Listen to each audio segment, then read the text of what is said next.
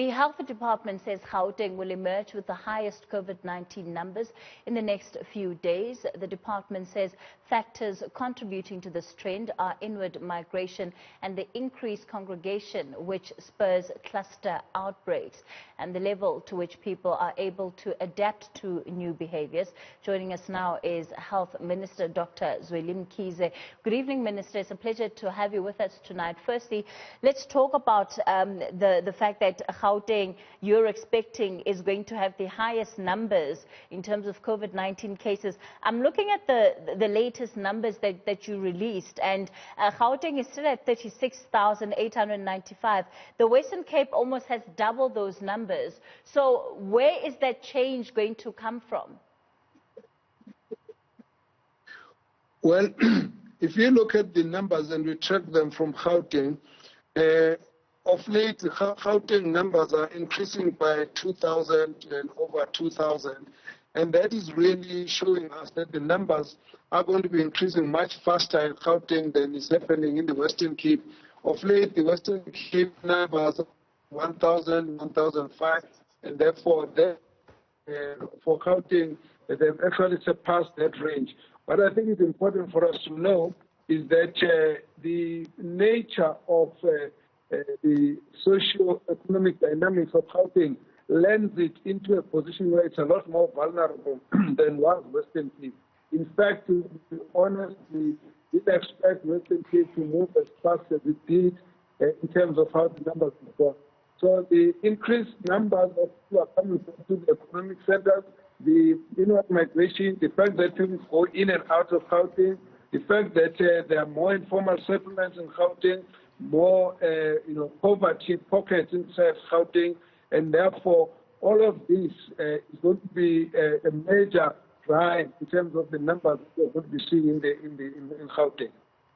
Sure, and it's quite interesting because I wonder, when it comes to the testing then, are we doing better than the Western Cape was doing? And are we having the kind of challenges that the Western Cape was having? Well, every part of the country has got different challenges. I can tell you what's been common amongst them and what has been different. Sure. So if you look at how our Western Cape started having the numbers increasing, it's at the time we're putting a lockdown. They started having cluster outbreaks on the factories and retail shops. At that time, the use of masks and distancing was not an issue, and therefore things went completely out of control at that point. What was also unfortunate was that even at that time, their tracking and tracing and quarantine, tracking of contact was not very strong. So we ended up with a large number of people who were moving from their own factories and other cluster infections, moving into the community and causing infections there. Now, we've tracked that up to now, and now we have now seen what is happening in the Eastern Cape in the same way. But what we have seen in Gauteng, the first few infections, the contact tracing was pretty strong, but we knew that once we reduce the lockdown restrictions, we are going to get into a problem where the mixing of people is going to cause us an increasing number of infections.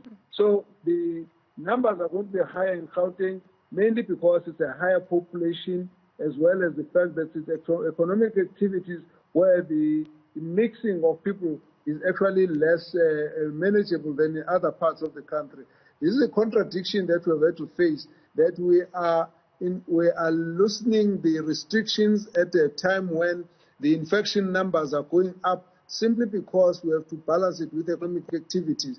It's not unexpected, but nevertheless, it's a matter of concern. How are you going to be advising the Education Department on this issue? Because when I look at your latest statement, you're pointing to July and August being the peak. And on the 6th of July, we're expecting the further phasing in of other grades within our education system. Do you think that that needs to be slowed down or re-looked, especially for a province like Gauteng, if the rate of infection is going to rise as rapidly as you're suggesting?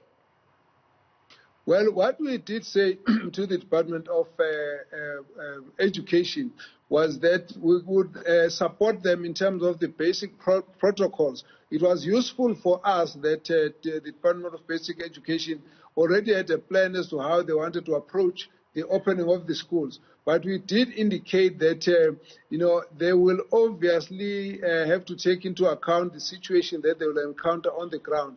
It would not, for example, for us be anything that's a shock to see that in some areas the schools get closed and they reopened again and so on. This, I think, is going to happen in a number of areas where there's a risk of cluster outbreaks happening. So the mines have had to do the same. They opened when then they find that there were problems of cluster outbreaks. They closed down, they reopened, and that's the same thing that would have to be done anywhere in the workplace situation where you find that the infection is detected and you want to control it. So many areas other than schools included, and factories and workplaces are going to go through this situation where we take once you detect that there's a problem, you try and manage it, close it down. We've had to do the same in hospitals and a number of other areas. So it will not be anything that's unexpected. All I can say to the Department of Education is that we will work with them and give them as much support as possible, but we do understand it's not going to be an easy road. We need the cooperation of the parents, we need the cooperation of the school governing bodies, we need the cooperation of the students, we need the cooperation of the communities where these are arising.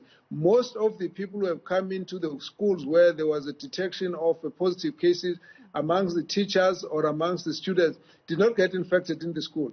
They came already to the school with the infection from their own communities. So we don't need to stigmatize the schools or anyone. We just need to understand that we are now living in a situation where the infection can be found anywhere in any part of the country. Sure. Minister, I understand when, an infection is detected somewhere and there's subsequently a shutdown of whether it's a school or factory. What I'm asking is the strategy and the approach of the Education Department with bringing in more grades, therefore more learners out and about and interacting with the school system, is that still the right strategy when you look at just purely the numbers and the expected rate of infection in Gauteng? Do you think that there's no need to change it right now?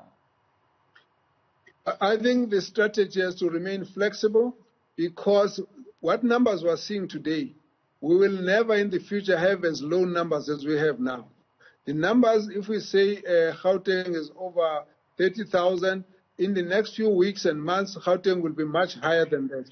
So the question which we had to look at the beginning was, do we want to close the schools for as long as the viral infection is increasing, or we need to face the fact that we're going to have this virus for the next year or 2 years, and therefore are we going to freeze the schools and close them down for 2 years? It's not sustainable. So what do we do? What you therefore need to do is to cooperate, is to be flexible, is to play it by ear. Where we think that there's a problem, try and solve it and move on. Certainly, if the department believes that at a certain point the numbers are overwhelming and they want to close down and delay, it will be well within their right. And I would say they need to remain flexible to manage the situation in a manner that will actually ensure that education can continue and that the containment measures are still observed, and that the children are not put into any kind of jeopardy, and that everyone out there in the community understands that we are facing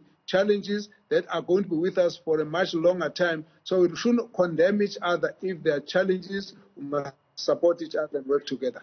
Let's talk about the hotspot areas, because those are also proving to be a challenge. What have been the biggest differences in terms of what you had projected could have happened and the reality of the situation?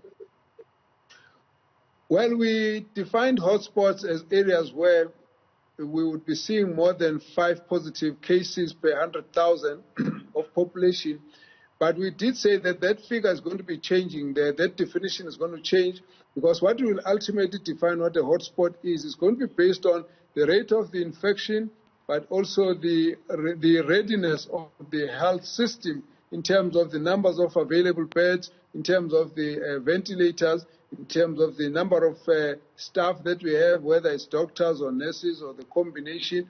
All of those are going to be factors that we're going to take into account. So when we talk about hotspots, we're going to keep changing the definition depending on how much ready we are to cope with the situation. So the hotspots are now, they've been largely found in Gauteng, Eastern Cape, KwaZulu-Natal, Western Cape. Of course, the other provinces are already beginning to creep into that area.